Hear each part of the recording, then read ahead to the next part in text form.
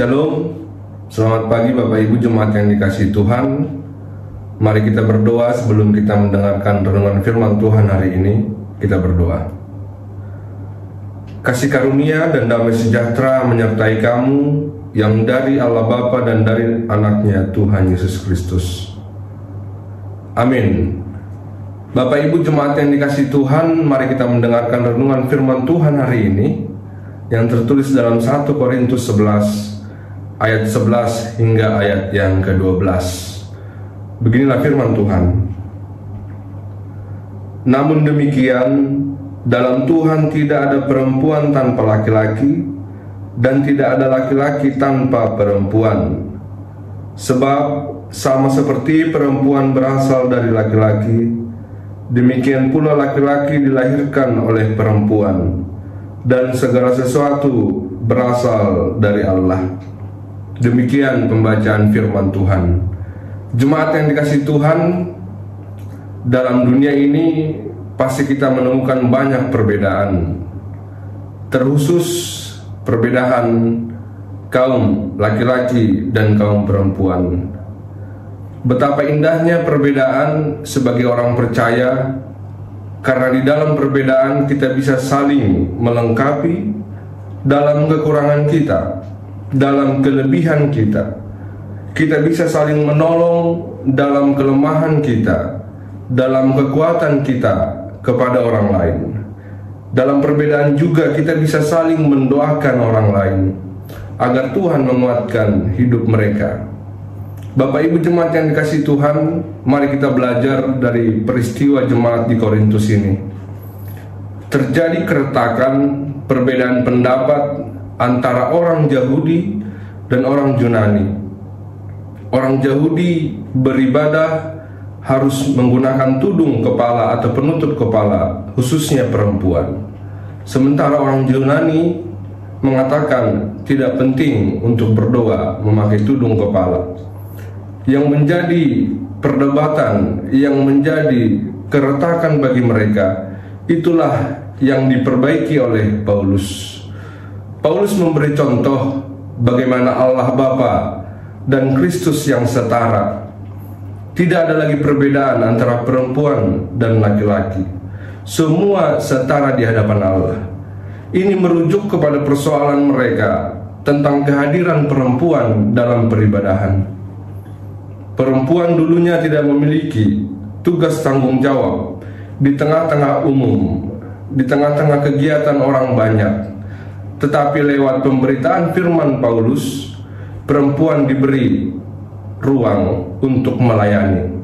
Tapi alangkah lebih baiknya ketika mereka melayani, haruslah menggunakan tudung kepala atau penutup kepala, karena itu adalah memunculkan kemuliaan suaminya. Karena bagi perempuan yang tidak memiliki penutup kepala, sama saja dia tidak memuliakan suaminya. Jemaat yang dikasihi Tuhan Yesus Kristus, perbedaan latar budaya, tradisi yang membuat mereka pecah, inilah yang dipahami oleh Paulus, bahwa tradisi itu baik untuk perkembangan pelayanan di tengah-tengah kehidupan kekristenan mereka. Oleh karena itu Bapak Ibu Jemaat yang dikasihi Tuhan Yesus Kristus, perbedaan bisa menjadi masalah bagi orang yang tidak memahami makna perbedaan tersebut. Bisa menjadi persoalan, bisa menjadi perdebatan, dan akhirnya menimbulkan keretakan di dalam kehidupan kita sehari-hari. Tapi lewat firman Tuhan hari ini kita diajak bagaimana kita menerima perbedaan, menghormati perbedaan, bahkan mengelola perbedaan tersebut sebagai bagian kekayaan yang dimiliki oleh setiap manusia. Kita bisa saling mengasihi, kita bisa saling menghormati, saling menguatkan dalam perbedaan-perbedaan. Paulus juga katakan, hendaklah setiap orang yang melayani, yang memberikan dirinya, tertib dalam melayani Tuhan. Lewat firman Tuhan hari ini, mari kita belajar melihat perbedaan di sekitar kita dan mau menjadi orang-orang yang menghargai perbedaan, yang menghargai orang lain dan menghormati perbedaan tersebut.